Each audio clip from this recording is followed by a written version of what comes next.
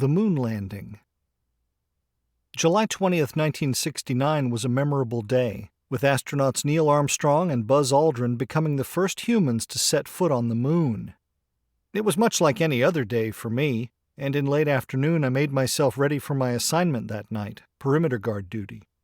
Normally I did not look forward to this duty because it meant being up most, if not all, of the night, in all kinds of weather conditions, and still having to report for regular duty the next morning.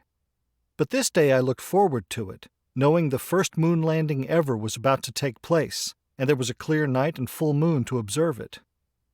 I took my position at a fortified bunker on the perimeter wire, along with 2 other GIs, and we each took a turn on watch as the other 2 slept, or at least rested.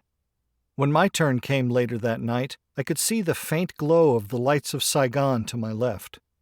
Directly in front of me, about 10 miles away, lay the big black Virgin Mountain, where our troops occupied the top, but most of the remainder was controlled by the VC. I could see our gunships circling the mountain, laying down what seemed to be an endless stream of red tracer fire on the enemy below. It must have seemed to them as if hell itself had been unleashed against them. Off to my right, about a mile away, I could see and hear a firefight taking place, with red tracer fire, ours, going out, and green tracer fire, theirs, coming in. An 81mm mortar battery, almost directly behind me about 200 yards away, would sporadically let loose with a deafening barrage of fire in support of our troops involved in the fight. Directly behind me was a large open pit where human excrement from the camp was dumped, mixed with diesel fuel, and burned. The stench was almost overwhelming. Many clear nights as I lay on the ground, I would stare at the sky above, trying to spot any B-52 bombers flying overhead. They would fly from the Philippines to their targets, timing their arrival usually at night, when the enemy was most active entering Vietnam from Cambodia via the Ho Chi Minh Trail.